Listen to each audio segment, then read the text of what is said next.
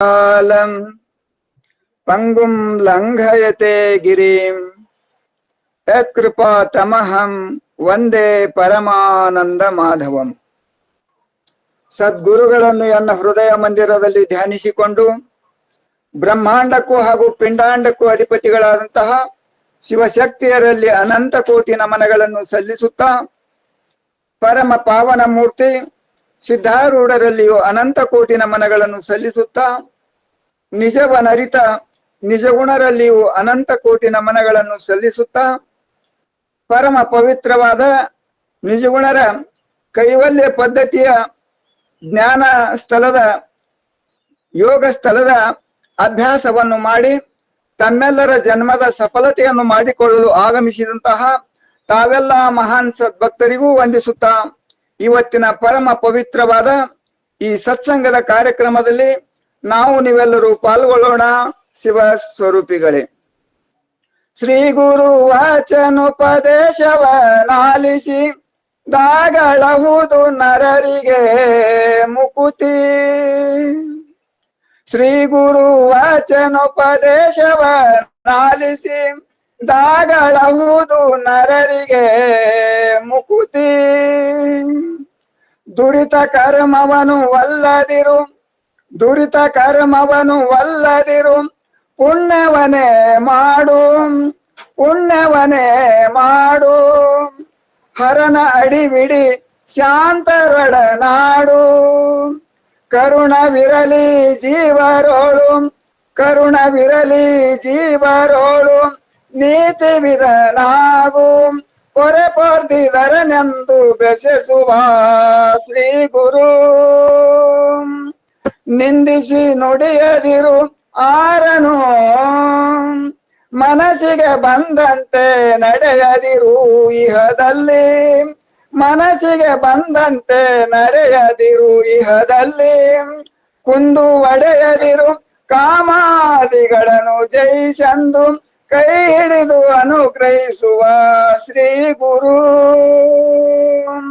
ಭವಮಾಲೆಗಲಸು ಭವಮಾಲೆಗಲಸು ಪುಸಿಯದಿರೆಡರು ಬಂದು ಕವಿಯಲ್ಲಂಜದಿರು ಸಂಪದದೊಳು.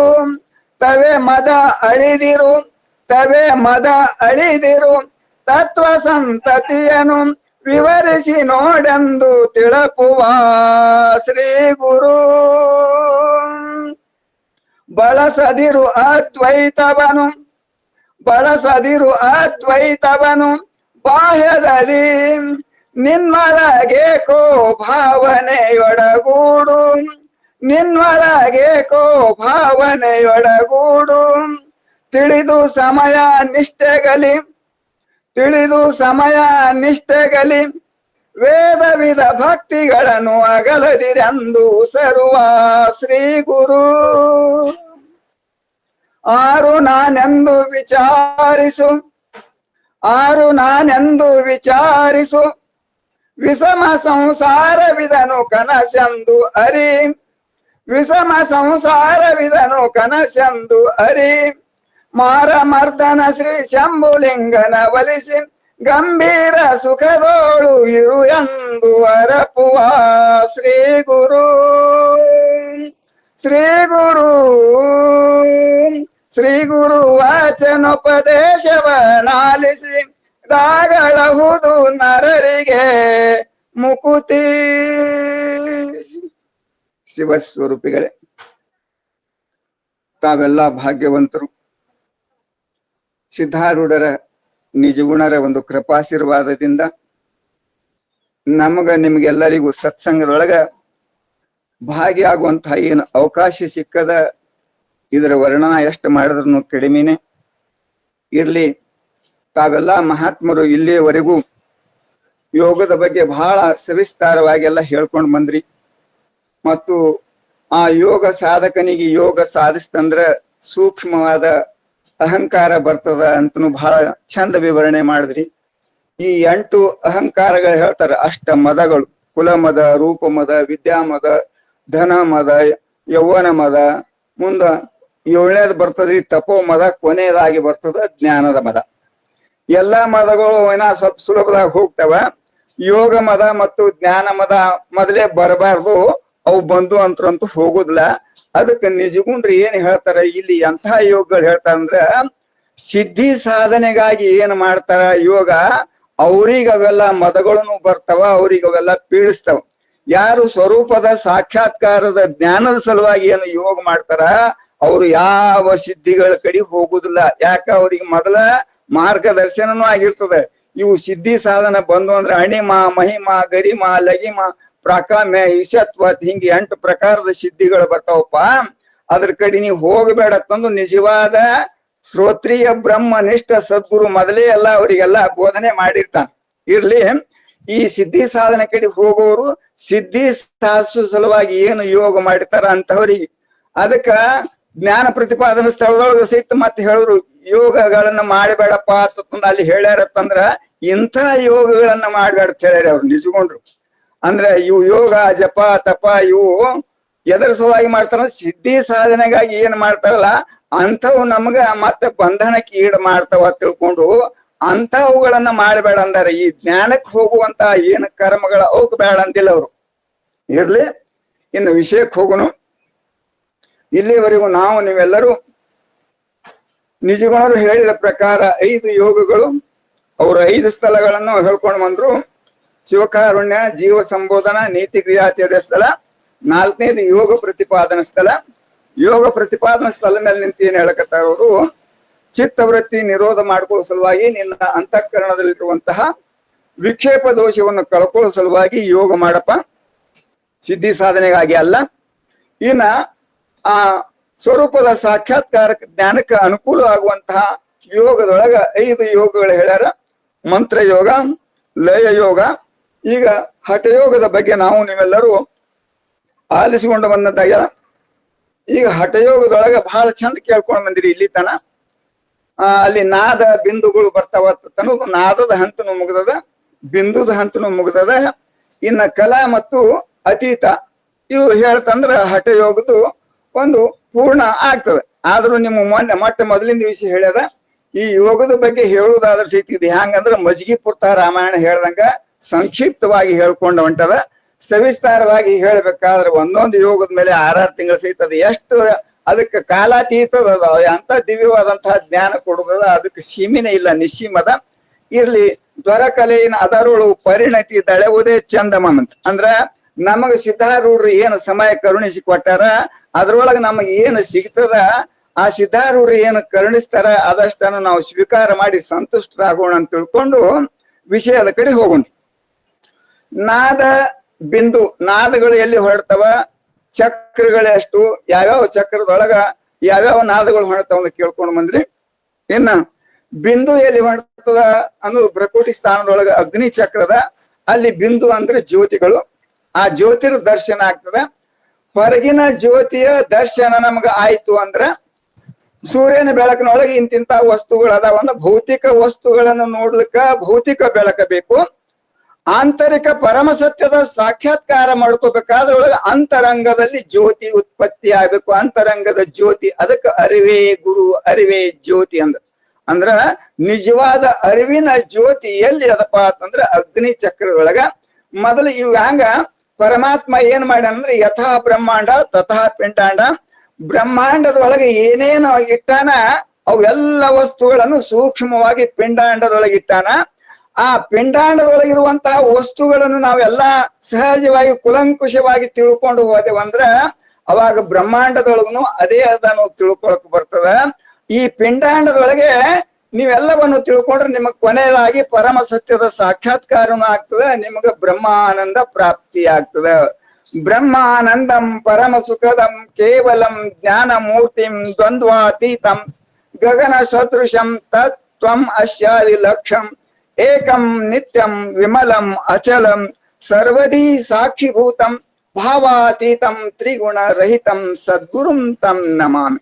ಅಂದ್ರ ನಿಜವಾದ ಗುರು ಅಂದ್ರೆ ಯಾವ್ದಂದ್ರ ಆ ಪರಬ್ರಹ್ಮ ಸ್ವರೂಪದ, ಆ ಪರಬ್ರಹ್ಮ ಸ್ವರೂಪದ ಆನಂದ ನಮಗ ಆಯ್ತಂದ್ರ ಅದಕ್ಕೆ ಬ್ರಹ್ಮಾನಂದ. ಬ್ರಹ್ಮಾನಂದ ಅಂದ್ರು ಯಾವನಿಗೆ ಆ ಬ್ರಹ್ಮಾನಂದ ಪ್ರಾಪ್ತಿ ಆಗ್ಯದ ಅವ ಜನನ ಮರಣ ರೂಪ ಚಕ್ರದಿಂದ ಕಡಿಗೆ ಆಗ್ತಾನ. ಅದು ಬ್ರಹ್ಮಾನಂದ ಅವನಿಗೆ ಪ್ರಾಪ್ತಿ ಆಗ್ತದೆ. ಅವ ಅಮರ ಆಗ್ತಾನ, ಅಮರ ಪುತ್ರ ಆಗ್ತಾನ. ಅಮರ ಇದರ ಅರ್ಥ ಅಂದ್ರೆ ಏನು ಅಂದ್ರೆ ಹುಟ್ಟು ಸಾವು ಪಂಚಮಹಾಭೂತಗಳಿಂದ ಆದಂತ ಈ ದೇಹಕ್ಕದ ಸತ್ತು ಚಿತ್ತು ಆನಂದ ನಿತ್ಯ ಪರಿಪೂರ್ಣನಾದಂತ ಆತ್ಮಸ್ವರೂಪನಾದೇನು. ಆ ಆತ್ಮಸ್ವರೂಪನ ನಾ ಇದ್ದ ಬಳಿಕ ನನಗೆ ಜನನ ಮರಣಗಳಿಲ್ಲ, ಜನನ ಮರಣಗಳು ದೇಹದ ಧರ್ಮ ಅಂತ ಕೊನೆಯದಾಗಿ ಜೀವನ್ ಮುಕ್ತ ಸ್ಥಿತಿಗೆ ಸಹಿತ ಒಯ್ಯುವಂತಹ ಸಾಮರ್ಥ್ಯ ಇದು ಈ ಯೋಗಕ್ಕದ ಅಂತ ತಿಳ್ಕೊಂಡು ನಿಜಗುಂಡ್ರಿ ಈ ಯೋಗವನ್ನು ಹೇಳಕತ್ತಾರೆ. ಏನ ಇಲ್ಲಿ ತನ ನಾದ ಬಿಂದು ಕೇಳಿದ್ರಿ. ನಾದ ಬಿಂದು ಇವು ಆಧಾರದಿಂದ ಚಕ್ರಗಳು, ಒಟ್ಟ ಆಧಾರ 1, ಸ್ವಾಧಿಷ್ಠಾನ 2, ಮಣಿಪೂರಕ 3, ಅನಾಹತ 4, ವಿಶುದ್ಧಿ 5, ಅಗ್ನಿ 6. ಈಗ 6 ಚಕ್ರಕ್ಕೆ ಬಂದಿದ್ದೇವೆ. ಇನ್ನ ಮ್ಯಾಲ 3 ಚಕ್ರ ಅದಾವ್ರಿ. ಅದಕ್ಕೆ ಹೇಳ್ತಾರ 6 3 ಕಟ್ಟಿ ಮೇಲೆ ಕೇರಿದವನು ಗಟ್ಟಿ. ನೋಡ್ರಿ ನಿಜಗುಂಡ್ರಿ ಏನ್ ಹೇಳ್ತಾರೆ, ಇದೇ ಅಭಿಪ್ರಾಯವನ್ನು ನಮ್ಮ ಶಿಶುನಾಳ ಶರೀಫರು ಹೇಳ್ತಾರ. ಗುಡಿಯ ನೋಡಿರಣ್ಣ, ದೇಹದ ಗುಡಿಯ ನೋಡಿರಣ್ಣ, ಗುಡಿಯ ನೋಡಿರಣ್ಣ, ದೇಹದ ಗುಡಿಯ ನೋಡಿರಣ್ಣ, ಗುಡಿಯ ನೋಡಿರಿದು ಪಡವಿಗೆ ಒಡೆಯನು, ಗುಡಿಯ ನೋಡಿರಿದು ಪಡವಿಗೆ ಒಡೆಯನ, ತೋರಿ ಅಡಗಿತ ಬ್ಯಾರೆ ಆಗಿರುತ್ತೀಯ, ಗುಡಿಯ ನೋಡಿರಣ್ಣ, ದೇಹದ ಗುಡಿಯ ನೋಡಿರಣ್ಣ. 6 3 ಕಟ್ಟಿ ಮೇಲಕ್ಕೆ ಏರಿದವನು ಗಟ್ಟಿ. ನೋಡಿ ಇಲ್ಲಿ ತಂದಿಟ್ರು ನೋಡ್ರಿ, 6 3 ಕಟ್ಟಿ ಮೇಲಕ್ಕೆ ಏರಿದವನು ಗಟ್ಟಿ. ನಿಜಗೊಂಡ್ರು ಈ ಹಠಯೋಗದೊಳಗ ಇವೆಲ್ಲ ಚಕ್ರಗಳು ಹೇಳ್ಕೊತ ಬಂದು ಈಗ ಎಲ್ಲಿ ತಂದಾರ ಅಂದ್ರೆ 6 ಚಕ್ರಕ್ಕೆ ಬಂದ್ ನಿಂತಿದೀವ್ ನಾವು. ನಾದಗ್ಯದ ಬಿಂದು ತನ ಇವು 6 ಚಕ್ರಗಳು. ಇನ್ನು ಇದ್ರ ಮ್ಯಾಲ ಮತ್ತೆ 3 ಚಕ್ರ ಬರ್ತಾವ್ರಿ. ಅಗ್ನಿ ಚಕ್ರ ಅದಲ್ಲ, ಅದ್ರ ಮ್ಯಾಲ ಶಿಖಾ ಬರ್ತದ, ಶಿಖಾದ ಮ್ಯಾಲ ಸಹಸ್ರಾರ ಬರ್ತದ, ಸಹಸ್ರಾರದ ನಂತರ ಕೊನೆಯದಾಗಿ ಪಶ್ಚಿಮ ಚಕ್ರ ಬರ್ತದ. ಹ್ಯಾಂಗ ಸೂರ್ಯ ಪೂರ್ವದೊಳಗ ಉದಯ ಆದ ನಂತರ ಪಶ್ಚಿಮದೊಳಗ ಅಸ್ತಂಗತನ ಆಗ್ತಾನಲ್ಲ, ಹಂಗ ನಮಗ ಅಗ್ನಿ ಚಕ್ರದೊಳಗ ಜ್ಞಾನ ಆಗಿ ಉಪಕ್ರಮ ಉಪಸಂಹಾರದ ರೀತಿ ಪೂರ್ತಿ ಯಾವಾಗ ತಿಳಿತದಂದ್ರ ಅಗ್ನಿ ಚಕ್ರದಿಂದ ಶಿಖಾಕ್ ಹೋಗ್ಬೇಕು, ಶಿಖಾದಿಂದ ಸಹಸ್ರಾರ ಚಕ್ರ, ಸಹಸ್ರಾರ ಚಕ್ರದಿಂದ ಪಶ್ಚಿಮ ಚಕ್ರದೊಳಗ ಹೋಗಿ ತನ್ನ ಸ್ವರೂಪದ ಜ್ಞಾನ ಅಂದ್ರ ಗಿಡ ಏರ್ಲಿಕ್ನು ಬರ್ಬೇಕು, ಇಳಿಲಿಕ್ನು ಬರ್ಬೇಕು. ನಿರ್ಗುಣ ನಿರಾಕಾರದಿಂದ ಸಗುಣ ಸಾಕಾರಕ್ಕೆ ನಾ ಹ್ಯಾಂಗ ಬಂದ, ಸಗುಣ ಸಾಕಾರದಿಂದ ನಿರ್ಗುಣ ನಿರಾಕಾರಕ್ಕೆ ನಾ ಹ್ಯಾಂಗ ಹೋಗ್ಲಿಕ್ಕೆ ಬರ್ತದ ಅನ್ನೋದು ಈ ಯೋಗದೊಳಗೆ ಎಲ್ಲಿ ಸಂಶಯ ಬರ್ಲಾರ್ದಂಗ ಇಟ್ಟಾರ. ಗಿಡ ಏರ್ಲಿಕ್ನು ಬರ್ಬೇಕು, ಇಳಿಲಿಕ್ನು ಬರ್ಬೇಕು. ಬರೇ ಗಿಡ ಏರ್ದೆ ಬಹಳ ಅನುಕೂಲಪ್ಪ, ದೊಡ್ಡ ಚಲೋ ಅಮೃತ ಫಲ ಅದ ತಂದು ಹೋದೆವು, ಇಳಿಲಿಕ್ಕೆ ಬರ್ಲಿಲ್ಲ ಅಂದ್ರ ಮತ್ ನಾವು ಆ ಕುಂಡಲಿನಿ ಶಕ್ತಿಯನ್ನ ಕೆರಳಿಸಿವಿ. ಇದು ಅಗ್ನಿ ಚಕ್ರದಾಗ ಸಿಕ್ತು, ಸಹಸ್ರಾರ ಚಕ್ರದಾಗ ಸಿಕ್ತು, ಹೊಳ್ಳಿ ಬರುದು ಗುರ್ತ ಆಗ್ಲಿಲ್ಲ ಅಂದ್ರ ಅಭಿಮನ್ಯು ಚಕ್ರವ್ಯೂಹದೊಳಗೆ ಹೋದಂಗ ಆಗ್ತದೆ. ಅದಕ್ಕ ಇಲ್ಲಿ ಅವ್ರು ಏನ್ ಹೇಳ್ತಾರಂದ್ರ ನಾವು ಹ್ಯಾಂಗ ಕ್ರಮವರಿತು ಏರ್ಬೇಕು ಮತ್ತು ಅದೇ ಕ್ರಮದಿಂದ ಕೆಳಗೆ ಇಳಿಬೇಕು. ಅದಕ್ಕಾಗಿ ಇಲ್ಲಿ ಕೆಳಗೆ ನೀವು 6 ಚಕ್ರಗಳ ಹೇಳಿ ಮ್ಯಾಲೆ ಏನಿಟ್ರಿ ಅಗ್ನಿ ಚಕ್ರದಿಂದ ಶಿಖಾ, ಸಹಸ್ರಾರ, ಪಶ್ಚಿಮ. ಏನ ನಾದ ಬಿಂದು ಇವು ಅಗ್ನಿ ಚಕ್ರ ತನ ಕೇಳ್ಕೊಂಡು ಬಂದ್ರಿ. ಇನ್ನ ಕಲಾ, ಕಲಾ ಇದ್ರ ಅರ್ಥ ಏನು? ಕಲಾ ಅಂದ್ರೆ ಏನು? ಕಲೆ ಅಂದ್ರ ಕೂಡು, ಕಲಾ ಅಂದ್ರ ಕೂಡು. ಅವರು ನಾವು ಕೂಡಿ ಕಲ್ತು ಹೋದೆವಪ್ಪ, ಅನ್ನ ಹಾಲ ಕಲಿಸಿ ನಾವು ಊಟ ಮಾಡಿದೆವಲ್ಲ ಅಂತೀವಿ. ಅಂದ್ರ ಕಲೆ ಅಂದ್ರ ಒಂದಾಗು, ಕೂಡು. ಎಲ್ಲಿ ಕೂಡುವುದು? ಜೀವ ಪರಮರ ಐಕ್ಯ. ಜೀವಾತ್ಮನೇ ಶಿವಾತ್ಮ ಅದಾನ, ಪರಬ್ರಹ್ಮ ಬ್ಯಾರೆ ಜೀವ ಬ್ಯಾರೆ ಅನ್ನುವಂತ ಏನ ಭೇದ ಭಾವಗಳು ಬಂದವಲ್ಲ, ಈ ಭೇದ ಹೋಗಿ ಜೀವಾತ್ಮನೇ ಪರಮಾತ್ಮ ಅದನ, ಪರಮಾತ್ಮನೇ ಜೀವಾತ್ಮ ಅದಾನ ಅನ್ನೋದು ನಮಗ ಅನುಭವಕ್ಕ ಬತ್ತು. ಅಂದ್ರ ಇದಕ್ಕ ಜೀವ ಪರಮರ ಐಕ್ಯ, ಶಿವ ಜೀವರ ಐಕ್ಯ ಅಂತಾರ. ಇಲ್ಲಿ ಶಿವಜೀವರ ಐಕ್ಯ ಆಯ್ತು ಅಂತಂದ್ರ ಇದಕ್ಕ ಕಲೆ ಅಂದಾರ. ಕಲೆ ಅಂದ್ರ ಕೂಡು. ಅಂದ್ರ ನಾನು ಹುಡ್ತೇನೋ, ನಾನು ಸಾಯ್ತೇನೋ, ನಾನು ಬಡವದೇನೋ, ಶ್ರೀಮಂತದೇನೋ, ಈ ದೇಹಧಾರಿಯದೇನೋ ಏನು ಜೀವ ಭಾವನೆಗಳದಾವಲ್ಲ, ಈ ಜೀವ ಭಾವನೆಗಳೆಲ್ಲ ನಿರ್ನಾಮ ಆಗಿ ನಾನು ಜೀವಾತ್ಮ ಅಲ್ಲ, ನಾನು ಪರಮಾತ್ಮನಿದ್ದೇನೆ ಅಂತ ಈ ಜೀವ ಭಾವ ಹೋಗಿ ಪರಮ ಭಾವದೊಳಗ ಐಕ್ಯ ಆಯ್ತು ಅಂದ್ರ ಇದಕ್ಕ ಕಲೆ ಕಲೆ ಕಲಾ ಅಂದ್ರ. ಅದಕ್ಕ ಚೈತನ್ಯಂ ಶಾಶ್ವತಂ ಶಾಂತಂ ವ್ಯೋಮಾತೀತಂ ನಿರಂಜನಂ ನಾದ ಬಿಂದು ಕಲಾ ಮುಂದ ಕೊನೆ ಸ್ಥಿತಿ ಅತೀತ. ಇದು ಕಲೆ ಅಂದ್ರೆ ಮೊದಲ ಕೂಡುದು. ಎಲ್ಲಿ ಕೂಡುದು ಅಂದ್ರೆ ಜೀವ ಪರಮರ ಐಕ್ಯ ಅಂತಾರೆ. ಇದನ್ನು ಹೊರಗೆ ಏಸ್ ದಿನ ಬೇಕಾದ ದಿನ ಎಟ್ಟು ಬೇಕಾದಟ್ಟು ಗ್ರಂಥ ಓದಿ ಜೀವಾತ್ಮನೆ ಪರಮಾತ್ಮದನ ಜೀವಾತ್ಮನೆ ಪರಮಾತ್ಮದನ ಹಗಲ ರಾತ್ರಿ ಏಕಟ್ಟು ಬಡಬಡಿಸರು ಮತ್ತು ನಮ್ಮದು ಸಂಶಯ ವಿಪರೀತ ಅಸಂಭಾವನೆಗಳು ಹೋಗುವುದಿಲ್ಲ.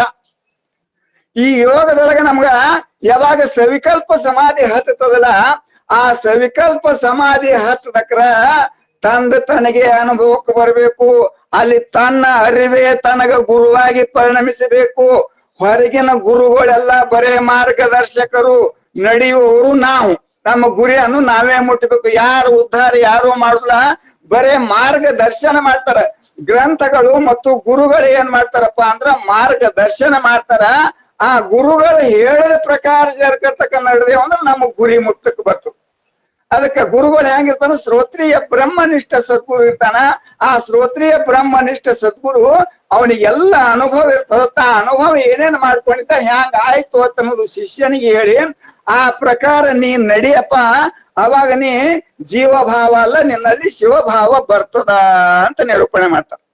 ನಿಜಗುಂಡ್ರು ಸಹಿತ ತಮ್ಮ ಪದ್ಯದೊಳಗೆ ಹೇಳಿದ್ರಿ, ನಿನ್ನೆ ಕೇಳಿದ್ರಿಲ್ಲ. ಅಂದ್ರ ಜೀವಾತ್ಮನೇ ಪರಮಾತ್ಮ ಹೆಂಗ ಆಗ್ತಾನ ಅಂತಂದ್ರ ಪರಚಿಂತೆ ಅಳಿದು ಅನಾಹತನಾದದಳು ಬುದ್ಧಿ ಕರಿಗೊಂಡು ಪರಮ ಶಾಂತಿಯ ನೈದಲು ಮಿರಗುವ ಬೆಳಗಿನ ಬಳಗವನೊಳಕಂಡು ಮೆರೆವ ಶಿವಾತ್ಮ ನೀನಾಗುತ್ತಿ ಎಂತು. ಆ ನಾದ ಮತ್ತು ಬಿಂದುದಲ್ಲಿ, ಬಿಂದು ಅಂದ್ರೆ ಜ್ಯೋತಿ ಜ್ಞಾನ. ಅಲ್ಲಿ ಎಂತಹ ಜ್ಯೋತಿ ಅಂದ್ರ ಹೊರಗಿನ ಸೂರ್ಯನ ಬೆಳಕಿನಾಗ ಚಂದ್ರನ ಬೆಳಕಿನಾಗ ನಮ್ಮ ಲೈಟಿನ ಬೆಳಕ ಇವು ಏನು ತೋರಿಸ್ತಾವ ನಮಗಂದ್ರ ಎಲ್ಲಿ ಮರ ಅದ, ಯಾವ್ದು ಗಾಡಿ ಅದ, ಏನು ಇದ್ದುದು ಭೂತ ಭೌತಿಕ ವಸ್ತುಗಳನ್ನು ತೋರಿಸುವಂತ ಸಾಮರ್ಥ್ಯ ಸೂರ್ಯ ಚಂದ್ರರಿಗೆ ಅದ. ಆದ್ರ ನಮ್ಮ ಒಳಗಿರುವಂತ ಅಂತರಂಗದ ಜ್ಯೋತಿಯಲ್ಲಿ ಅಲ್ಲಿ ಪರಮ ಸತ್ಯದ ಸಾಕ್ಷಾತ್ಕಾರ ಮಾಡಿಕೊಡುವಂತಹ ಸಾಮರ್ಥ್ಯ ಒಳಗಿನ ಬೆಳಕಿಗೆ ಅದ. ಅದಕ್ಕೆ ಆ ಜ್ಯೋತಿ ಒಳಗ ಪರಮ ಸತ್ಯವನ್ನು ಹುಡುಕ್ರಿ, ನಿಮಗ ಅಲ್ಲಿ ಪರಮ ಸತ್ಯದ ಸಾಕ್ಷಾತ್ಕಾರ ಆಗ್ತದ ತಿಳ್ಕೊಂಡು ಅಲ್ಲಿ ಬಿಂದುವಿನಿಂದ ಜೀವ ಪರಮರ ಐಕ್ಯ ಎಲ್ಲಿ ಆಗ್ತದ, ಸಹಸ್ರಾರ ಚಕ್ರದೊಳಗ ಆಗ್ತದ. ಆ ಸಹಸ್ರಾರ ಚಕ್ರದೊಳಗೆ ಹೆಂಗ ಆಗ್ತದಂದ್ರ ಗುರುವಿನಲ್ಲಿ ಅಂತಹ ದಿವ್ಯವಾದಂತಹ ಶಕ್ತಿ ಇರ್ತದೆ. ಗುರುವಿನಲ್ಲಿ ಶಕ್ತಿ ಇರಬೇಕು, ಶಿಷ್ಯಂದ್ರಲ್ಲಿ ಭಕ್ತಿ ಇರಬೇಕು. ಭಕ್ತಿ ಮತ್ತು ಶಕ್ತಿ ಎರಡೂ ಕೂಡುದು ಅಂದ್ರ ಮುಕ್ತಿ ಅನ್ನೋದು ಸಹಜವಾಗಿ ಆಗೇ ತೀರ್ತದ. ಅದ್ರೊಳಗೆ ಏನು ಸಂಶಯ ಇಲ್ಲ. ಪುರುಷನು ಸದೃಢವಾಗಿ ಆರೋಗ್ಯವಂತ ಇದ್ದ, ಅವನ ಹೆಂಡತಿನೂ ಆರೋಗ್ಯವಂತ ಇಳಿದಳು ಅಂದ್ರ ಹ್ಯಾಂಗ ಒಂದು ಸಂತಾನದ ಜ್ಯೋತಿ ಅವರು ಪಡ್ಕೊಳಕ್ ಬರ್ತದಲ್ಲ. ಲೌಕಿಕ ಜೀವನದೊಳಗ ಸ್ತ್ರೀ ಪುರುಷರು ಎಲಿಜಿಬಲ್ ಇದ್ರ ಅಂದ್ರೆ ಹ್ಯಾಂಗ ಒಂದು ಸಂತಾನ ಪಡ್ಕೊಳಕ್ ಬರ್ತದಲ್ಲ, ಈ ಆಧ್ಯಾತ್ಮಿಕ ರಂಗದಲ್ಲಿ ಗುರು ಶಿಷ್ಯರಲ್ಲಿ ಗುರುವಿನಲ್ಲಿ ಶಕ್ತಿ ಇರಬೇಕು, ಶಿಷ್ಯನಲ್ಲಿ ಭಕ್ತಿ ಇತ್ತಂದ್ರ ಅವಾಗ ಮುಕ್ತಿ ಅನ್ನೋದು ಸಹಜವಾಗಿ ತೋರ್ತದ. ಇಂತಹ ಜ್ಞಾನವನ್ನು ಸದ್ಗುರುನಾಥ ಮಾಡಿಕೊಡ್ತಾನೆ. ಅದಕ್ಕೆ ಹೇಳಿದ್ರು, ಈ ಹೊರಗಿನ ಬೆಳಕುಗಳು ಹೊರಗಿನ ವಸ್ತು ತೋರ್ತಾವ, ಆದ್ರೆ ಒಳಗಿನ ಬೆಳಕು ನಮಗ ಆಯ್ತು ಅಂದ್ರ ಅಲ್ಲಿ ಕಲೆ ಅಂದ್ರೆ ಪರಮಾತ್ಮನ ಸಾಕ್ಷಾತ್ಕಾರ ಆಗ್ತದ. ಇದಕ್ಕೊಂದು ಪದ್ಯ ಅದ್ರಿ, ಗುರು ಹೆಂಗ್ ತೋರ್ಸನ್. ಬ್ರಹ್ಮ ವಿಷ್ಣು ಮೊದಲಾದ ದೇವತೆಗಳು ಕೂಡ ಗುರುವಿಗೆ ಹೋಲುವರೆ, ಇವರು ನಮ್ಮ ಭವಬಂಧನ ಬಿಡಿಸುವರೆ. ಬ್ರಹ್ಮಾಂಡ ಬೆಳಗುವ ಸೂರ್ಯಚಂದ್ರಾದಿಗಳು, ಬ್ರಹ್ಮಾಂಡ ಬೆಳಗುವ ಸೂರ್ಯಚಂದ್ರಾದಿಗಳು ನಮ್ಮ ಅಜ್ಞಾನ ಕಳೆಯುವರೆ, ಇವರು ನಮ್ಮ ಭವಬಂಧನ ಬಿಡಿಸುವರೆ. ಬ್ರಹ್ಮ ವಿಷ್ಣು ಮೊದಲಾದ ದೇವತೆಗಳು ಕೂಡ ಗುರುವಿಗೆ ಹೋಲುವರೆ, ಇವರು ನಮ್ಮ ಭವಬಂಧನ ಬಿಡಿಸುವರೆ. ನೋಡಿಲಿ, ನಿಜವಾಗಿ ಆ ಶ್ರೋತ್ರಿಯ ಬ್ರಹ್ಮನಿಷ್ಠ ಸದ್ಗುರುವಿಗೆ ಶರಣಾಗತನಾಗಿ ಆಪ್ತ ಅಂಗ ಸ್ಥಾನ ಸದ್ಭಾವದಿಂದ ಗುರುವಿನ ಸೇವಾ ಮಾಡಿ ಜೀವನ್ ಮುಕ್ತ ಸ್ಥಿತಿಯನ್ನು ಪ್ರಾಪ್ತಿ ಮಾಡ್ಕೊಂಡನ. ಅಂದ್ರೆ ಜೀವ ಪರಮರ ಐಕ್ಯ ಆಗ್ಯದ ಅಂದ್ರೆ ಕಲೆ ಅಂದ್ರ ಜೀವಾತ್ಮನೇ ಪರಮಾತ್ಮ ಅದಾನ ಅನ್ನೋದು ನಿಜಗುಂಡ್ರ ಹೇಳಿದ ಪ್ರಕಾರ ಪೂರ್ತಿ ಅವನಿಗೆ ಜ್ಞಾನ ಆಗಿ ತನ್ನ ಆ ಪರಮಾತ್ಮನಲ್ಲಿ ಹ್ಯಾಂಗ ಕೂಡ ಅನ್ನೋದು ಈ ಪದ್ಯದೊಳಗೆ ಹೇಳಕತ್ತ. ಬ್ರಹ್ಮ ವಿಷ್ಣು ಮಹೇಶ್ವರರು ನನ್ನ ಗುರುವಿಗೆ ಹೋಲಂಗಿಲ್ಲ. ಇಲ್ಲಿ ಬಹಳ ಮಂದಿ ಸಂಶಯ ಪಡ್ತಾರೆ, ಏನ್ರಿ ಗುರುವಿನ ಬ್ರಹ್ಮ ವಿಷ್ಣು ಮಹೇಶ್ವರಕ್ಕಿಂತ ಗುರು ಹ್ಯಾಂಗ ಶ್ರೇಷ್ಠ ಅಂತ ಕೇಳಿದ್ರೆ, ಬ್ರಹ್ಮನ ಕೆಲಸ ಏನು? ಸೃಷ್ಟಿ ಮಾಡುದು. ವಿಷ್ಣುವಿನ ಕೆಲಸ ರಕ್ಷಣಾ ಮಾಡುದು. ರುದ್ರನ ಕೆಲಸ ಏನಂದ್ರ ಲಯ ಮಾಡುದು. ಇವ್ರ ಏನ್ ಮಾಡ್ತಾರ? ಜನನ ಮರಣ ರೂಪ ಚಕ್ರದೊಳಗ ನಮ್ಮನ್ನು ಒದ್ದಾಡಿಸ್ತಾರ. ಇವರು ಬ್ರಹ್ಮ ವಿಷ್ಣು ಮಹೇಶ್ವರ. ಇವರು ನಮಗ ಮುಕ್ತಿ ಕೊಡಂಗಿಲ್ಲ. ಪುನರಪಿ ಜನನಂ ಪುನರಪಿ ಮರಣಂ ಅನಂದ್ರ ಜನನ ಮರಣ ರೂಪ ಚಕ್ರದೊಳಗೆ ಸಿಲುಕಿಸ್ತಾರ. ಇವರು ಬ್ರಹ್ಮ ವಿಷ್ಣು ಮಹೇಶ್ವರರು, ಸೃಷ್ಟಿಕರ್ತರು, ಸೃಷ್ಟಿ ಸ್ಥಿತಿ ಲಯ ಮಾಡುವಂತವ್ರು. ಇವರು ನನ್ನ ಗುರುವಿಗೆ ಹೋಲಂಗಿಲ್ಲ. ಇನ್ನ ಬ್ರಹ್ಮಾಂಡ ಬೆಳಗುವಂತ ಸೂರ್ಯಚಂದ್ರರ ಕಲ್ಲು ಗುರುವಿಗೆ ಹೋಗ್ತಾನೆ ಕೇಳಿದ್ರೆ ಹೋಲಂಗಿಲ್ಲ ಅಂತ ಹೇಳ್ತಾನವ. ಯಾಕಂದ್ರ ನಮಗ ನಿಮಗ ಅನಿಸ್ಬೋದು, ಏನಪ್ಪಾ ಸೂರ್ಯ ಒಬ್ಬ ಉದಯ ಆದ್ನಂದ್ರೆ ಇಡೀ ಬ್ರಹ್ಮಾಂಡ ಬೆಳಗ್ತಾನ, ಅವನಕ್ಕಿಂತ ಗುರು ಹ್ಯಾಂಗ ಶ್ರೇಷ್ಠ ಅಂದ್ರ ಅದಕ್ಕೆ ಶಿಷ್ಯ ಹೇಳ್ತಾನ, ಇವರು ನನ್ನ ಗುರುವಿಗೆ ಹೋಲಂಗಿಲ್ಲ. ಯಾಕೆ ಹೋಲಂಗಿಲ್ಲ ಅಂದ್ರ ಸೂರ್ಯ ಹೊರಗಿನ ವಸ್ತುಗಳನ್ನು ಬೆಳಗ್ತಾನ ಅಷ್ಟೇ, ನಮ್ಮ ಒಳಗಿರುವಂತ ಆತ್ಮ ಜ್ಯೋತಿಯನ್ನು ಬೆಳಗುವಂತಹ ಸಾಮರ್ಥ್ಯ ಅವನಿಗಿಲ್ಲ. ಸೂರ್ಯ ಕೇವಲ ಹಗಲತ್ತಿನೊಳಗೆ ಉದಯ ಎಲ್ಲ ಇವೆಲ್ಲ ವಸ್ತುಗಳನ್ನು ಬೆಳಗ್ತಾನ, ರಾತ್ರಿ ಇರಂಗಿಲ್ಲ. ಅದಕ್ಕೆ ಹೇಳ್ತಾನ ಸೂರ್ಯನು ಹೋಲಂಗಿಲ್ಲ, ಚಂದ್ರನು ಹೋಲಂಗಿಲ್ಲ. ಚಂದ್ರನೇ ಕಲ್ದು ಅವಾರ ಖಾಯಂ ಇರ್ತಾನೆ. ಮೊದಲೇ ಬರುದು 15 ದಿವ್ಸ. ಆ 15 ದಿವ್ಸನಾಗ ವೃತ್ತಿ ಕ್ಷಯ ಹಾಕೋತು ಹಿಂಗಿರ್ತಾನೆ. ಅವನು ಈ ಭೌತಿಕ ವಸ್ತುಗಳನ್ನೇ ತೋರಿಸ್ತಾನ. ಆದ್ರೆ ನಮ್ಮೊಳಗಿರುವಂತಹ ಪರಮ ಸತ್ಯವನ್ನು ಅವನಿಗೆ ತೋರಿಸುವಂತಹ ಸಾಮರ್ಥ್ಯ ಇಲ್ಲ. ಪರಮ ಸತ್ಯದ ಸಾಕ್ಷಾತ್ಕಾರ ಮಾಡಿಸಿಕೊಡುವಂತಹ ಸಾಮರ್ಥ್ಯ ಇಲ್ಲ. ಶ್ರೋತ್ರಿಯ ಬ್ರಹ್ಮನಿಷ್ಠ ಸದ್ಗುರು ಮಾತ್ರ ನನ್ನಲ್ಲಿರುವಂತಹ ಎಲ್ಲ ಅಜ್ಞಾನದ ಕತ್ತಲೆಯನ್ನು ಕಳೆದು ನೀನು ಜೀವಾತ್ಮನಲ್ಲ, ನೀನು ಪರಮಾತ್ಮನ ಸ್ವರೂಪನೇ ಇದ್ದಿ ಅನ್ನುವಂತ ದಿವ್ಯವಾದ ಜ್ಞಾನ ಮಾಡಿಕೊಟ್ಟನ. ಆ ಸದ್ಗುರುನಾಥ ಕಲಾತೀತಕನು ನನ್ನನ್ನ ತಗೊಂಡು ಹೋಗ್ತಾನ. ಕಲಾದೊಳಗೆ ಹ್ಯಾಂಗಿರ್ಬೇಕು, ಕಲಾತೀತ ಸ್ಥಿತಿಯನ್ನು ನನಗೆ ತೋರಿಸಿಕೊಟ್ಟ ಅಂತ ಹೇಳ್ತಾನೆ. ಬ್ರಹ್ಮ ವಿಷ್ಣು ಮೊದಲಾದ ದೇವತೆಗಳು ನಮ್ಮ ಗುರುವಿಗೆ ಹೋಲುವರೆ, ಇವರು ನಮ್ಮ ಭವಬಂಧನ ಬಿಡಿಸುವರೆ. ಬ್ರಹ್ಮಾಂಡ ಬೆಳಗುವ ಸೂರ್ಯಚಂದ್ರಾದಿಗಳು ಗುರುವಿಗೆ ಹೋಲುವರೆ, ಇವರು ನಮ್ಮ ಭವಬಂಧನ ಬಿಡಿಸುವರೆ. ಮತ್ತು ಗುರು ನಿನಗೆ ಏನ್ ಮಾಡದಪ್ಪ ಅಂತಂದ್ರ, ಹುಟ್ಟು ಸಾವು ಎಂಬ ಚಕ್ರದೊಳಗ ನಾ ಇದ್ದ, ಅವ ಬಂದು ಗಟ್ಟಿಯಾಗಿ ಮಹಾವಾಕ್ಯದ ಒಂದು ಉಪದೇಶ ಮಾಡ್ದ. ಗುರು ಹೇಳಿದ ಪ್ರಕಾರ ನಾನ್ ನಡ್ಕೊಂಡ, ಅವಾಗ ನನ್ನಲ್ಲಿರುವಂತ ಸಂಶಯ, ವಿಪರೀತ, ಅಸಂಭಾವನೆಗಳೆಲ್ಲ ಹೋಗಿ ಆ ಪರಮ ಸತ್ಯದ ಸಾಕ್ಷಾತ್ಕಾರ ನನಗ ಆಯ್ತು. ಅಂದ್ರ ಜೀವ ಪರಮರ ಐಕ್ಯ ಅಂತಾರ. ಶಿವ ಜೀವರ ಐಕ್ಯ ಅಂದ್ರ ಜೀವ ಭಾವ ಹೋಗಿ ಶಿವಭಾವ ನಮ್ಮಲ್ಲಿ ಬತ್ತು ಅಂತಂದ್ರ ಇದಕ್ಕ ಶಿವಜೀವರ ಐಕ್ಯ ಕಲೆ ಅಂತ. ಇದಕ್ಕಂದ್ರ ಕಲಾ ಅಂದ್ರ ಕೂಡುದು. ಜೀವ ಭಾವ ಹೋಗಿ ಪರಮ ಭಾವ ನಮ್ಮಲ್ಲಿ ಅಳವಡ್ತು ಅಂದ್ರ ಇದಕ್ಕ ಕಲಾ ಅಂತಾರ. ಇದು ತೂರ್ಯಾವಸ್ಥೆ ಇರ್ತವ. ಇದಕ್ಕ ನಮಗ ಅನುಭವ ಏನ್ರಿ? ಇದು ಬರೀ ನೀವು ಹೇಳಿದ್ರಿ ನಾವು ಕೇಳಿದೇವು, ಇದು ಹೌದು ಅಲ್ಲ ಅನ್ನೋದು ಹ್ಯಾಂಗತ್ತಂದ್ರ ಇದಕ್ಕ ಸಿದ್ಧಾರೂಢರು ಮಾಡಿ ತೋರ್ಸ್ಯಾರ. ಸಿದ್ಧಾರೂಢರು ಅನುಭವದಿಂದ ತೋರಿಸಿಬಿಟ್ಟಾರ. ಏನಾಗಿತ್ರಿ? ಜೀವ ಪರಮರ ಐಕ್ಯ ಆದವನಿಗೆ ತೂರ್ಯಾವಸ್ಥೆ ಬರ್ತದ, ತೂರ್ಯ ಅತೀತಕ್ಕನು ಹೋಗ್ಲಿಕ್ಕೆ ಬರ್ತದ. ಅಂತ ಸ್ಥಿತಿಯನ್ನು ಸಿದ್ಧಾರೂಢರು ಅನುಭವಿಸ್ತಿದ್ರು. ನಿರ್ವಿಕಲ್ಪ ಸ್ಥಿತಿ ಒಳಗೆ ಇರ್ತಿರು. ಅವ್ರಿಗೆ ಸವಿಕಲ್ಪ ಸಮಾಧಿನೂ ಹತ್ತಿತ್ತು, ನಿರ್ವಿಕಲ್ಪ ಸಮಾಧಿಗೂ ಹೋಗ್ತಿದ್ರು. ಒಂದು ದಿವಸ ಸಿದ್ಧಾರೂಢರು ಸಮಾಧಿ ಸ್ಥಿತಿ ಒಳಗ ಒಂದು ದಾರಿ ಮಗ್ಲಿಕಿನ ಗಿಡದ ಕೆಳಗ ಅವ್ರು ಕುಂತು ಸಹಜವಾಗಿ ಬ್ರಹ್ಮಾನಂದದ ಸ್ಥಿತಿ ಒಳಗಿದ್ರಿ. ಆ ಬ್ರಹ್ಮಾನಂದದ ಸ್ಥಿತಿ ಒಳಗ ಅವರು ತಮ್ಮ ದೇಹದ ಭಾನವನ್ನು ಮೀರಿದ್ರು. ದೇಹದ ಭಾನ ಮೀರ್ತಂದ್ರ ಅದಕ್ಕೆ ಸಮಾಧಿ ಅನ್ನಬೇಕು. ಮತ್ ಇನ್ನ ದೇಹದ ಭಾನ ಇತ್ತಂದ್ರ ಅದು ಸಮಾಧಿ ಅಲ್ಲ, ಸುಮ್ಮ ಗೂಗಿಗೆ ಅಪ್ಲೆ ಕಣ್ಣು ಮುಚ್ಕೊಂಡು ಕೂತಾನತ್ತನ್ಬೇಕು. ದೇಹದ ಭಾನವನ್ನು ಮೀರಿ ಸತ್ತು ಚಿತ್ತು ಆನಂದ ನಿತ್ಯ ಪರಿಪೂರ್ಣನಾದಂತಹ ಪರಬ್ರಹ್ಮ ಸ್ವರೂಪ ನಿದ್ದೇನೆ ಅನ್ನುವಂತಹ ಸಮಾಧಿ ಒಳಗ ಸಿದ್ಧಾರೂಢರು ಬ್ರಹ್ಮಾನಂದದೊಳಗೆ ಕೂತಿದ್ರಿ. ನೋಡ್ರಿ, ಬ್ರಹ್ಮಾನಂದದೊಳಗೆ ಕುಂತಿದ್ರಿ. ಅಂತ ಹೊತ್ನಾಗ ಒಬ್ಬ ಮೂರ್ಖ ಅಂದ್ರ ಅಜ್ಞಾನಿ ಸೀತ್ನಿ ತಿನ್ನು ದಿವಸದಾಗ ಜ್ವಾಳದ ಸುಗ್ಗಿ ಅವ ಸೀತ್ನಿ ತಿನ್ಬೇಕಂತಂದು ಒಂದು ಕೂಳ ತೆಳಗಿಟ್ಟನ. ಅದ್ರ ಮ್ಯಾಲ ಒಂದು ಸ್ವಲ್ಪ ಬೆಂಕಿ ಇಟ್ಟು ಅದ್ರ ಮ್ಯಾಲ ಒಂದು ಕೂಳ ಇಟ್ಕೊಂಡು ಅವಾಗ ಕಡ್ಡಿ ಪೆಟ್ಟಿಗೆ ಸ್ವಲ್ಪ ಅಭಾವ ಇರ್ತಿತ್ತು. ಮನೆಯೊಳಗಿಂದ ಬೆಂಕಿ ಒಯ್ದು ಕಿಚ್ಚ ಹಾಕಿ ಸೀತ್ನಿ ತಿಂತಿದ್ರು. ಆ ಪ್ರಕಾರದ ಬೆಂಕಿ ತಗೊಂಡು ತಿಂದ್ರೆ ಹೊಂಟಿದ್ದವ ಸಿದ್ಧಾರೂಢರು ದಾರಿ ಮಕ್ಕಳಿಗೆ ಒಂದು ಗಿಡದ ಕೆಳಗೆ ಸಮಾಜ ಕೂತಿದ್ರು. ಅವಾಗ ಇವ್ ಸುಮ್ಮ ಸಹಜ ತನ್ನ ಕೆಲ್ಸ ಹೋಗ್ಬೇಕಲ್ಲ, ಹೋಗ್ಲಿಲ್ಲ. ಅವಾಗ ಸಿದ್ಧಾರೂಢರು ಸಮೀಪ ಹೋಗಿ ಏ ಸಿದ್ಧ ಅಂತ ಬದರ್ತಾನ. ಸಿದ್ಧಾರೂಢಿಗೆ ಪ್ರಜ್ಞಾ ಇದ್ದಿತ್ತಿಲ್ಲ, ಬಹಿರ್ ಪ್ರಜ್ಞಾ ಇದ್ದಿತ್ತಿಲ್ಲ, ಅಂತರ್ ಪ್ರಜ್ಞಾದೊಳಗಿದ್ರು. ಬಹಿರ್ ಪ್ರಜ್ಞಾದೊಳಗೆ ಇರ್ಲಾರ್ದಕ್ರ ಏನಾತಂದ್ರ ಇಂದ್ರಿಯಗಳು ತಮ್ಮ ವ್ಯವಹಾರ ನಿಟ್ಟಿರ್ತಾವ. ಪಂಚ ಜ್ಞಾನೇಂದ್ರಿಯ ಪಂಚ ಕರ್ಮೇಂದ್ರಿಯಗಳ ವ್ಯವಹಾರ ಅಲ್ಲಿ ಇರುವುದಿಲ್ಲ. ಇಂದ್ರಿಯ ಅತೀತ ಜ್ಞಾನ, ಅದಕ್ಕೆ ಅತೀಂದ್ರಿಯ ಶಕ್ತಿ ಅಂತಾರ. ಇಂದ್ರಿಯ ಅತೀತ ಸ್ಥಿತಿ ಒಳಗ ಸಿದ್ಧಾರೂಢ ಇದ್ದಾಗ ಇವ 2-3 ಸತಿ ಒದರ್ತಾನ. ಅವರು ಸಮಾಧಿ ಸ್ಥಿತಿಯಿಂದ ಎಚ್ಚರ ಮಾಡಿಸ್ಬೇಕಂತ ಪ್ರಯತ್ನ ಮಾಡ್ತಾನ.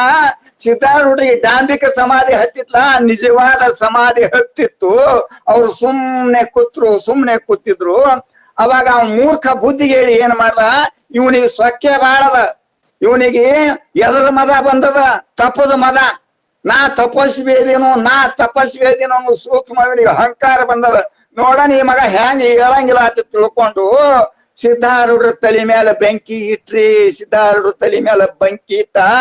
ಸಿದ್ಧಾರೂಢರು ಏನ್ರ ಸಿದ್ಧಿ ಸಾಧನೆಗಾಗಿ ಅವ್ರು ಜರಕರ್ತಕ ಯೋಗ ಮಾಡಿದ್ರಂದ್ರ ಅವ್ರು ಎದ್ದ ಅವನಿಗೆ ಶಾಪ ಕೊಡ್ತಿದ್ರು.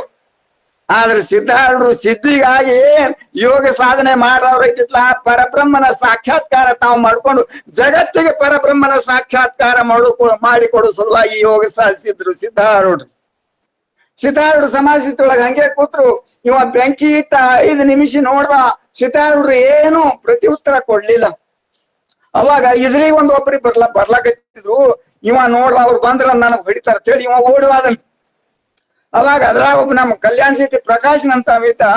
ಯಪ್ಪ, ಸಿದ್ಧಾರೂಢ ತಲೆ ಮೇಲ ಯಾವನೋ ಮೂರ್ಖ ಬೆಂಕಿ ಇಟ್ಟನಲ್ಲ, ಮ್ಯಾಲ ಹೊಗಿ ಹೊಂಟದ, ಉರಿಲಿಕ್ಕತ್ತದ ಅಂದವನೇ ಓಡ್ಕೋತ ಬಂದು ಮೊದಲ ತಲೆ ಮೇಲಿನ ಬೆಂಕಿ ಕೈಲಿ ನೂಕಿ ಕೊಟ್ಟ. ಅವಾಗ ಏನ ಸಿದ್ಧಾರೂಢ ಬಹಿರ್ ಪ್ರಜ್ಞಾದೊಳಗೆ ಇದ್ದಿತ್ತಿಲ್ಲ, ಸ್ಥಿತ ಪ್ರಜ್ಞಾ ಸ್ಥಿತಿ ಒಳಗೆ ಇದ್ರು. ಒಂದ್ ಸ್ವಲ್ಪ ಕುಂತ ಸಿದ್ಧಾರೂಢರು ಬಹಿರ್ ಪ್ರಜ್ಞಾಕ್ ಬಂದ್ರು. ಅವಾಗ ಕೇಳ್ತಾನ, ಯಪ್ಪ ಯಾವನೋ ಒಬ್ಬ ದುಷ್ಟ ನಿಮ್ ತಲೆ ಮ್ಯಾಲ ತಂದು ಬೆಂಕಿ ಇಟ್ಟಲ್ಲಪ್ಪ, ಮತ್ತ ಆ ಬೆಂಕಿ ಇಡಬೇಡತ್ತಾರೆ ಅವನಿಗೆ ಹೇಳ್ಬೇಕಾಗಿತ್ತು. ಇಲ್ಲ ಅವ ಇಟ್ರು ಇಡಲಕ್ಕ ನೀರೇ ತೆಗೆದು ಒಗಿಬೇಕಾಗಿತ್ತಲ್ಲಪ್ಪ ಅಂದ್ರೆ ನಮ್ ಪ್ರಕಾಶನ್ ಅಂತ ಒಬ್ಬ ಭಕ್ತ. ಅವಾಗ ನೋಡ್ರಿ ಸಿದ್ಧಾರೂಢರು ಸ್ಥಿತ ಪ್ರಜ್ಞಾನ ಲಕ್ಷಣ ಹೇಳ್ತಾರ. ಪ್ರಕಾಶ, ಬೆಂಕಿ ಇಟ್ಟವನು ಅವನೇ, ಬೆಂಕಿ ತೆಗೆದು ಒಗದವನು ಅವನೇ, ಬೆಂಕಿ ಇಳಿಸುಕೊಂಡವನು ಅವನೇ. ಇದು ಸ್ಥಿತ ಪ್ರಜ್ಞಾನ ಲಕ್ಷಣ. ಇದು ನಮಗೆ ಯೋಗ ಜ್ಞಾನ ಮಾಡಿಕೊಡ್ತದ. ಇಂಥ ಜ್ಞಾನ ಯಾವ ಗ್ರಂಥಗಳು ಮಾಡಿಕೊಡುದಿಲ್ಲ. ಯಾವ ನಿಜವಾದ ಶ್ರೋತ್ರಿಯ ಬ್ರಹ್ಮನಿಷ್ಠ ಸದ್ಗುರು ಇದ್ರೆ ಅವ ಮಾತ್ರ ಮಾಡಿಕೊಳ್ಳಕ್ ಬರ್ತದ. ಬರೀ ಶ್ರೋತ್ರಿಯ ಇದ್ರೆ ಮಾಡಿಕೊಳ್ಳಕ್ ಬರುವುದಿಲ್ಲ. ಇದರ ತಾತ್ಪರ್ಯ ಏನಂದ್ರೆ ಸಿದ್ಧಾರೂಢರು ಮರ್ಮದಲ್ಲಿ ತಿಳ್ಕೋರಿ. ಕಲಾ ಅಂದ್ರ ಜೀವ ಪರಬ್ರಹ್ಮನ ಐಕ್ಯನಾದವನಲ್ಲಿ ಎಂಥ ಸ್ಥಿತಿ ಬಂದಿರ್ತಾನೋದು ಇಲ್ಲಿ ಹೇಳಿಕೊಡ್ಬೇಕೆ. ಏನ್ ಹೇಳಿದ್ರು ಅವರು, ಬೆಂಕಿ ಇಟ್ಟವನು ಅವನೇ, ಬೆಂಕಿ ಇಡಿಸ್ಕೊಂಡವನು ಅವನೇ, ಬೆಂಕಿ ತೆಗೆದು ಒಗೆದವನು ಅವನೇ. ನೋಡ್ರಿ,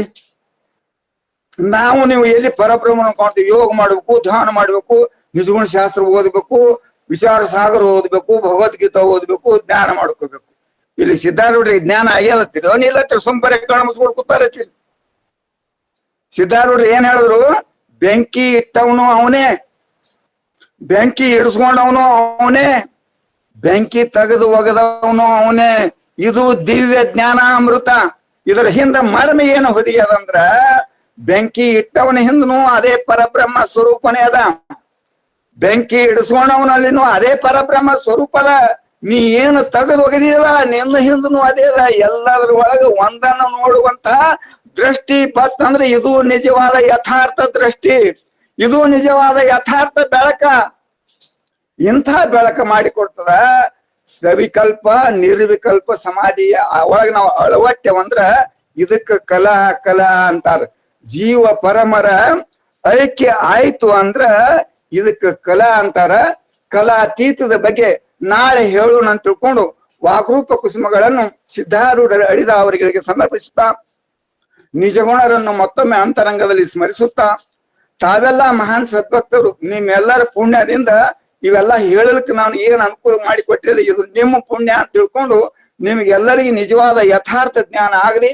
ಸಮಾಧಿ ಸಹಜವಾದ ಸ್ಥಿತಿ ಒಂದು ಅನುಭವ ಸಿದ್ಧಾರೂಢರು ನಿಜಗುಣರು ನಿಮ್ಗೆಲ್ಲರಿಗೆ ಕೃಪಾಶೀರ್ವಾದ ಮಾಡಿ ಅದ್ರ ಬೆಳಕನ ಹೊಳವು ನಿಮ್ಗೆಲ್ಲರೂ ಸಿಗಲಿ ಅಂತ ಆಶಿಸುತ್ತಾ, ನನ್ನ ವಾಗರೂಪ ಸೇವೆಗೆ ವಿರಾಮ ಕೊಡುತ್ತೇನೆ. ಹರಿ ಓಂ ತತ್ಸತ್. ಏಕತ್ವವನ್ನ ಯಾವ ರೀತಿ ಹೇಳಿದ್ರು, ಯಾವ ರೀತಿ ಹೊಂದಬೇಕನ್ನುವಂತ ಒಂದು ಯುಕ್ತಿಯನ್ನ ಮಹಾತ್ಮರಿಂದ ವೇದಗಳಲ್ಲಿರುವಂತ ತತ್ವಮಸಿ ಮಹಾವಾಕ್ಯದ ಅರ್ಥವನ್ನೇ ಆಧಾರವಾಗಿಟ್ಟುಕೊಂಡು ಆ ಜೀವ ಬೇರೆ ಅಲ್ಲ, ಅದು ಪರಬ್ರಹ್ಮವೇ, ಪರಬ್ರಹ್ಮನಿಕ್ಕಿಂತ ಜೀವ ಭಿನ್ನಿಲ್ಲ, ಅದೇ ಪರಮಾತ್ಮ ಜೀವ ರೂಪದಿಂದ ಪ್ರವೇಶ ಆಗಿದ್ದ, ಅವನೇ ಪರಮಾತ್ಮ ಸ್ವರೂಪದಲ್ಲಿ ಉಳಿದ. ಆ ಜೀವ ಬ್ರಹ್ಮರ ಏಕತ್ವ ಅಂದ್ರೆ ಉಪಾಧಿರಹಿತವಾದಂತಹ ಸ್ಥಿತಿ. ಜೀವನಲ್ಲಿರುವಂತಹ ಚೇತನ, ಬ್ರಹ್ಮದಲ್ಲಿರುವಂತಹ ಮಾಯಾಪದಿಂದ ಕೂಡಿರುವಂತ ಉಪಹಿತ ಚೇತನ, ಅವಿದ್ಯಾ ಉಪಹಿತ ಚೇತನ, ಆ ಒಂದು ಉಪಾಧಿಗಳನ್ನು ಅಲ್ಲಗಳೆದಾಗ ಇರ್ತಕ್ಕಂಥ ಚೇತನ ಒಂದೇ ಅನ್ನುವಂಥದ್ದು ಏಕತ್ವದ ಸ್ಥಿತಿಯನ್ನು ಅಶಿಪದಿಂದ ಹೇಳ್ತಾ ಬಂದ್ರು. ಅದು ಧ್ಯಾನಾವಸ್ಥಿತ ತದ್ಗತಿಯೇನ ಮನಸ, ಅವರ ಧ್ಯಾನ ಸ್ಥಿತಿಯಲ್ಲಿ ಅಂತಿಮ ಸ್ಥಿತಿಯಲ್ಲಿ ಅದೇ ಆಗಿ ಉಳಿದಿದ್ರು. ದೇಹಾತ್ಮ ಭಾವವನ್ನು ಮೀರಿದ್ರು, ಜಗದ ಭಾವ ಇರಲಿಲ್ಲ. ಎಲ್ಲವೂ ಐಕ್ಯ ಎಲ್ಲಿಗಿದ್ದು ತನ್ನ ಸ್ವರೂಪದಲ್ಲಿ ಐಕ್ಯ ಆಗಿದ್ದು ಅನ್ನುವಂಥದ್ದನ್ನ ಬಹಳ ಸುಂದರವಾಗಿ ಹೇಳ್ಕೊಂತ ಬಂದ್ರು. ಬ್ರಹ್ಮಾಕಾರತೆಯ ವೃತ್ತಿ, ನಿರ್ವಿಕಾರತೆಯ ಸ್ಥಿತಿ, ವೃತ್ತಿ ವಿಸ್ಮರಣ ಸಮ್ಯಕ್ ಸಮಾಧಿ ಜ್ಞಾನ ಸಂಜ್ಞಕಂ ಅನ್ನುವಂತ ಒಂದು ಶ್ಲೋಕದ ಅನುಗುಣವಾಗಿ ಅವರ ಸ್ಥಿತಿ ಏನಿತ್ತು, ನಿರ್ವಿಕಾರ, ಬಹಳ ಎಲ್ಲ ಏನು ಇಲ್ಲ ಒಳಗೆ ಹೋಗ್ಬಿಟ್ಟಿದ್ರು. ಬ್ರಹ್ಮಾಕಾರ ವೃತ್ತಿ ಇತ್ತು. ಅಷ್ಟೇ ಅಲ್ಲ, ಸಮ್ಯಕ್ ಸಮಾಧಿರ್, ಅವೆಲ್ಲ ವೃತ್ತಿ ಏನಾಗಿತ್ತು, ಸಮ ಆಗಿತ್ತು, ಬುದ್ಧಿ ಸಮ ಆಗಿ ಅದರಲ್ಲಿ ಒಂದಾಗಿ ಬಿಟ್ಟಿತ್ತು. ಉಪ್ಪು ಕರಿಗೆ ನೀರೊಳಗೆ ಹೆಂಗ ಒಂದಾಗ್ತದೆ ಹಂಗ ಅಲ್ಲಿ ಸಮ್ಯಕ್ ಜ್ಞಾನ ಅಂದಿವಲ್ಲ ನಿನ್ನೆ, ಆ ಪ್ರಕಾರ ಜ್ಞಾನದ ಪರಮೋನ್ನತ ಸ್ಥಿತಿಯನ್ನ, ಕಲಾತೀತ ಸ್ಥಿತಿಯನ್ನು ಕೂಡ ಅವ್ರು ಹೊಂತಿದ್ರು, ತೂರ್ಯಾತೀತ ಸ್ಥಿತಿಯನ್ನು ಹೊಂತಿದ್ರು. ಅದಕ್ಕೆ ಉಳಿದ ಸಗುಣ ದೇವತೆಗಳು ಅದಕ್ಕೆ ಹೋಲುವುದಿಲ್ಲ ಆ ಸ್ಥಿತಿಗೆ. ಕಣ್ಣಾರೆ ಅದನ್ನ ಕಂಡವರು ಧನ್ಯರು. ಆ ಒಂದು ಉದಾಹರಣೆಯ ಮೇಲಿಂದ ಯಾವ ವೇದ ಶಾಸ್ತ್ರಗಳು ಕೂಡ ನಿಲುಕುವುದಿಲ್ಲ. ವೇದದ ನೆತ್ತೆಯ ಮೇಲೆ ಕುಣಿತಕ್ಕಂಥ ಮಹಾತ್ಮರ ಬಗ್ಗೆ ಹೇಳಲಿಕ್ಕೆ ನಾಲಿಗೆ ಸಾಲುದಿಲ್ಲ. 1000 ನಾಲಿಗೆ ಉಳ್ಳಂತ ಆದಿಶೇಷನಿಗೂ ಸಾಧ್ಯ ಇಲ್ಲ. ಅಂತ ಸ್ಥಿತಿಯನ್ನ ಮಹಾತ್ಮರು ಎಲ್ಲ ಹೊಂದಿದ್ರು. ಅದನ್ನ ವರ್ಣನ ಮಾಡೋದಂದ್ರ ಈ ಚರ್ಮದ ನಾಲಿಗೆ ಆಗುದಿಲ್ವ, ಸಾಲುದಿಲ್ಲ. ಕಣ್ಣಾರೆ ಅದನ್ನ ಕಾಣಬೇಕಾಗ್ತದ.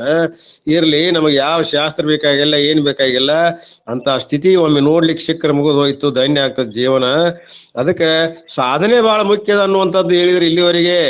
ನಾದ, ಬಿಂದು, ಕಲಾ ಇವುಗಳನ್ನ ಮೀರಿ ಕಲಾತೀತ ಸ್ಥಿತಿಗೆ ಹೋಗ್ಬೇಕಾದ್ರೆ ಅದು ಎಂಥ ಸ್ಥಿತಿ ಅದ ಅನ್ನೋದನ್ನ ಬಹಳ ಗಂಭೀರವಾಗಿ, ಬಹಳ ಸೂಕ್ಷ್ಮವಾಗಿ ಇಲ್ಲಿವರೆಗೆ ಹೇಳಿದರು. ಆ ಸ್ಥಿತಿ ಅಷ್ಟೇ ಅಲ್ಲ, ಇವೆಲ್ಲ ದೇವತೆಗಳದಾವಲ್ಲ, ಬ್ರಹ್ಮ ವಿಷ್ಣು ಇವರೆಲ್ಲ ಸಗುಣ ದೇವತೆಗಳು. ಸೃಷ್ಟಿಯನ್ನ ಮಾಡ್ತಾವ, ಜೀವನ ಮಾಡಿದಂತ ಕರ್ಮದ ಫಲಗಳನ್ನ, ಪಾಪ ಪುಣ್ಯಗಳನ್ನ ಕೊಡ್ತಾವ, ಜನನಮೂತ ಸಂಸಾರವನ್ನ ಇವು ತಂದು ಒಡ್ತಾವಲ್ಲ. ಆದ್ರೆ ಗುರುನಾಥನಾದಂತ ಬ್ರಹ್ಮನಿಷ್ಠ ಶ್ರೋತ್ರಿಯ ಬ್ರಹ್ಮನಿಷ್ಠ ಸದ್ಗುರು ಮಾತ್ರ ನಮ್ಮ ಅಜ್ಞಾನದ ಆವರಣವನ್ನ, ಸ್ವರೂಪದ ಅಜ್ಞಾನವನ್ನ ಅದನ್ನೆಲ್ಲ ಸಂಪೂರ್ಣವಾಗಿ ಕಳೆದು ನಮ್ಮ ನಿಜ ಸ್ವರೂಪದ ಒಂದು ಸ್ಥಿತಿಯನ್ನ, ಕನ್ನಡಿಯನ್ನ ಹೊರಗೆ ಅಂಗೈಯಲ್ಲಿರುವ ನೆಲ್ಲಿಕಾಯಿಯಂತೆ, ಕನ್ನಡಿಯಲ್ಲಿ ಸಿಗುವಂತ ಸ್ವಚ್ಛವಾದ ಪ್ರತಿಬಿಂಬದಂತೆ ನಮ್ಮ ಸ್ವರೂಪವನ್ನು ನಮಗೆ ಸಾಕ್ಷಾತ್ ಮಾರಿ ಕೊಟ್ಟು ನಮ್ಮನ್ನು ಉದ್ಧಾರ ಮಾಡ್ತಾನ ಅನ್ನುವಂತ ಒಂದು ಅನೇಕ ವಿಚಾರಗಳನ್ನ ಗುರುಗಳು ಇಲ್ಲಿವರೆಗೆ ಬಹಳಷ್ಟು ಉದಾತ್ತ ರೀತಿಯಿಂದ, ಭಾವದಿಂದ ನಮ್ಮನ್ನೆಲ್ಲ ಮುಳುಗಿಸಿ, ನಾವು ಮುಳುಗಿ ಆ ಸ್ಥಿತಿಯನ್ನು ತಂದು ಕೊಟ್ಟರು. ಶ್ರವಣಾಖ್ಯ ಸಮಾಧಿ ನಿಜವಾಗಲೂ ಅವ್ರು ಹೇಳ್ತಕ್ಕಂಥ ಮಾತನ್ನು ಕೇಳಿದ್ರೆ ನಮ್ಮಲ್ಲಿ ಶ್ರವಣಾಖ್ಯ ಸಮಾಧಿ ಹೋಗ್ಬೇಕು ನಾವು. ಆ ಒಂದು ರೀತಿ ಅರ್ಥ ಗರ್ಭಿತವಾದಂಥ ಅನೇಕ ವಿಚಾರಗಳನ್ನ, ಮಾರ್ಮಿಕವಾದ ವಿಚಾರಗಳನ್ನ, ಆ ಪರಮಾರ್ಥವನ್ನ ಅವ್ರು ಹೊರಗೆ ಹಚ್ಚಿ ನೋಡಿ ಅನುಭವದ ನುಡಿಗಳನ್ನ ಹೇಳಿದಾರ. ಆ ನುಡಿಗಳನ್ನ ನೀವು ಕೇಳಲಿಕ್ಕೆ ನಾವು ಧನ್ಯರಾಗಿದ್ದೇವೆ, ಪುಣ್ಯವಂತರಾಗಿದ್ದೇವೆ. ಇರ್ಲಿ, ಅಂತ ಮಹಾತ್ಮರ ದೃಷ್ಟಾಂತಗಳನ್ನು ಕೂಡ ಅವರು ಎಷ್ಟು ಕಣ್ಣಿಗೆ ಅಚ್ಚೊತ್ತಿದಂತೆ, ಕಣ್ಣಿಗೆ ಇದರ ನಡೆದೈತಪ್ಪ ಅನ್ನುವಂತರ ಮಟ್ಟಿಗೆ ಅದನ್ನೆಲ್ಲ ಹೇಳಿ ನಮಗೆ ಬಹಳ ಆನಂದ ಉಂಟು ಮಾಡ್ಯಾರ. ನಿಜವಾಗ್ಲೂ ಆನಂದ ಆಶ್ರಯಗಳು ಬಂದಾವ. ಅದಕ್ಕೆ ಅಂತ ಗುರುನಾಥನಿಗೆ ನಮ್ಮ ನಿಮ್ಮೆಲ್ಲರ ವೈತಿಯಿಂದ ಅನಂತ ಧನ್ಯವಾದಗಳನ್ನು ಅರ್ಪಿಸೋಣ.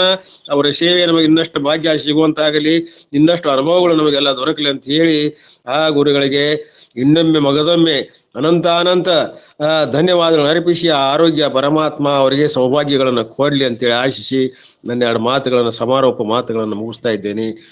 ನಮಸ್ಕಾರಗಳೆಲ್ಲರಿಗೂ ಧನ್ಯ. ಓಂ ತತ್ಸ. ಬೆಳಗುವೆ ಆರತಿ ಹೃದಯಾಬ್ಜ, ಸಕಲಕ್ಕೆ ಆಧಾರ ನೀನಿರುವಿ, ಸಕಲಕ್ಕೆ ಆಧಾರ ನೀನಿರುವಿ, ಎನ್ನೊಳಗುದೈಸೋ ಪರಮಾರ್ಥ ಶ್ರೀ ಗುರು ಸಿದ್ಧಾರೂಢನಾಥ.